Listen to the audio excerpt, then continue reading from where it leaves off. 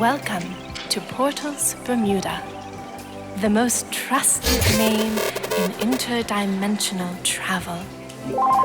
You are okay. Please proceed. Matsuba. Matsuba. Welcome to Portals Bermuda.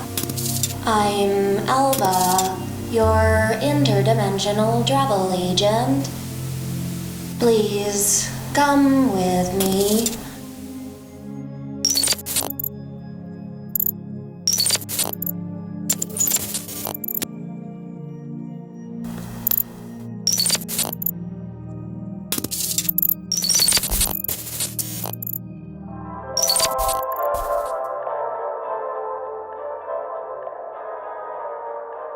This looks familiar. All right, welcome to Portals Bermuda. It is an interdimensional travel agency. It's kind of like Sandals meets Stargate. Yeah. It's there to hook you up resort style to these distant locations in the multiverse, which, hasn't been offered before. I imagine Portals existing in an alternate version of Earth in high orbit over the Bermuda Triangle. If you don't know your destination, you can just select Help Me Choose, and Alva will select a destination for you. Some of them are out of service because there's kind of like maybe little technical difficulties happening, but nothing to worry about. But everything seems pretty good. I'm not skeptical or, You are okay. Please proceed. The process of building Portals Bermuda was all new for Meow Wolf. Interdimensional travel is no easy feat. You are altering time and space on a very fundamental level. We had this vision, we knew what we wanted to see. Huge influence from Star Trek, The Fifth Element, 2001. Blade Runner. You walk in, you are, it's customs, kind of like you have to turn in all the fruits that you may have gathered through the refrigerator before you can pass through the threshold.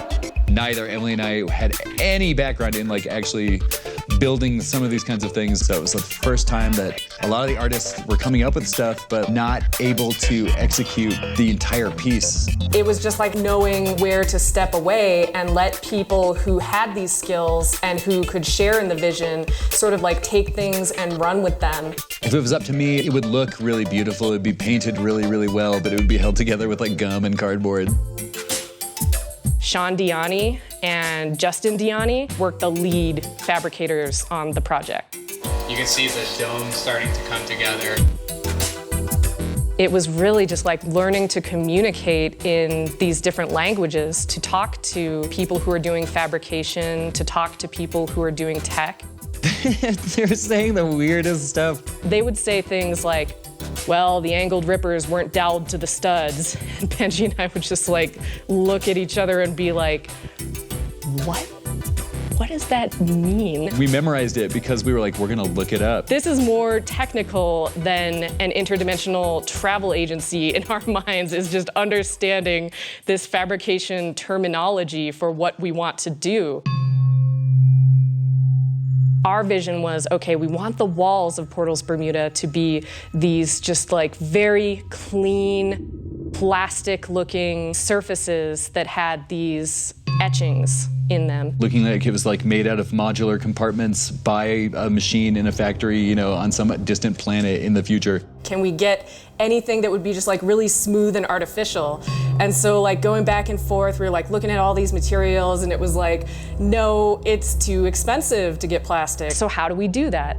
There's this material called MDF, which is medium density fiberboard. And then we had to have a team of people working around the clock, sanding the panels, sealing the panels, sanding them again, then sealing them again. Repeat, repeat, repeat. Ironically, to get that look of machine-created, not touched by human hands surfaces, there was actually hundreds and hundreds of hours of people's hands on it.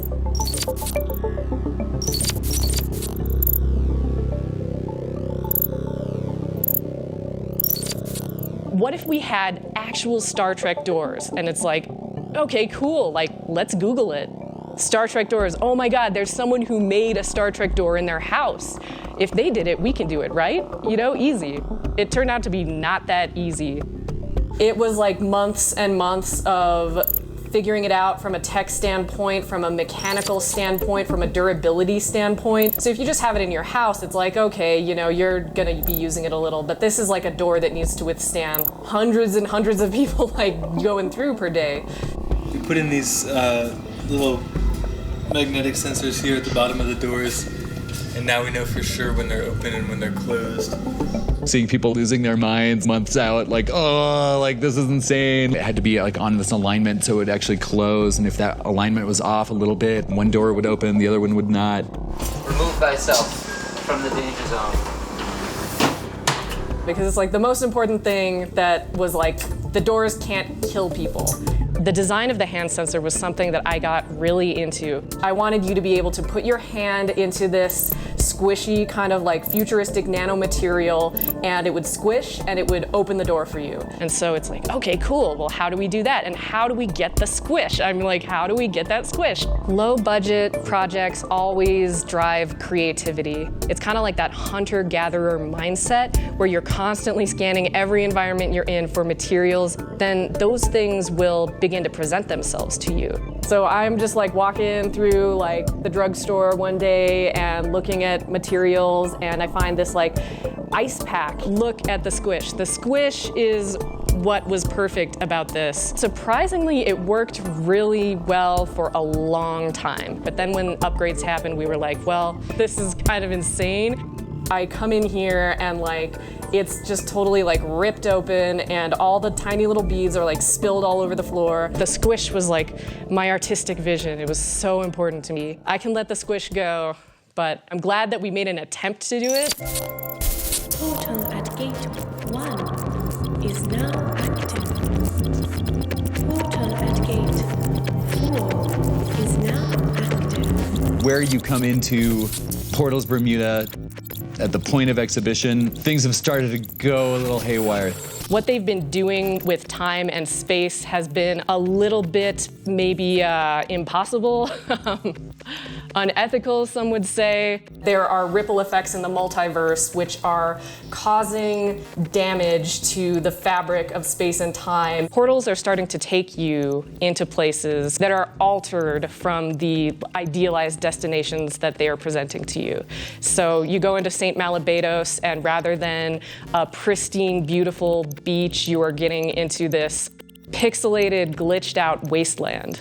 They just are gonna wait for the Yelp reviews coming in from St. Malabados, like, I can't get back, and it's not really a beach anymore, so it's like the whole PR department that's gonna deal with that. I mean, it's questionable, like, did leading tourists back to the Carboniferous era, is that what caused the extinction of some of these plants and animals? Portals Bermuda's official stance is, of course, if you're worried about changing the past, don't. We already did, and you're fine. They still want to make that cash, so... Yeah, they're not going to close. It's not so bad that they would consider they're gonna push you through. Suspending business for the day. You know, they're just closing off some destinations. They're just, you know, just like, don't look over here, go over here. It's still kind of business as usual, but what is going to happen is that Portals Bermuda is going to become this abandoned station in the multiverse where the last form of life there is Alva. Alva is like an approximation hologram based off of post-humanity to make you feel okay, or at least feel nothing. She knows everything about all these destinations in the multiverse, but she has never been to any of them, actually. What starts to happen to Alva is that she herself starts to become aware of, you know, just how like kind of lonely she is here without people coming through anymore. So she starts to create copies of herself that she can then hang out with and talk to and get a better understanding of her own weird inner life and world, while at the same time try to escape this zone and travel to all these destinations that she has always wanted to visit, but has always been kind of like trapped in portals. You are not okay. Anomalous life form detected. I'm sorry. Malfunction. Your departure could not be processed at this time. Authorities have been notified. Portals Bermuda. Panic mode initiated. You are okay. You are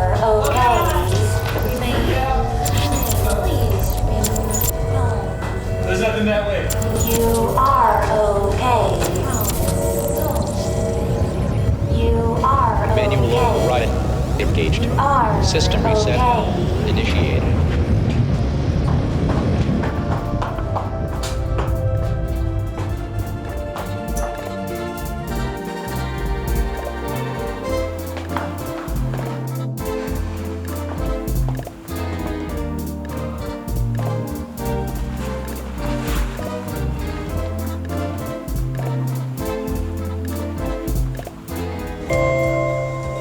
Welcome to Portals Bermuda. Your trip through the multiverse is just a step away. Ochrimbang kaluma a Portals Bermuda. Ompri angkum aisa ompri jum.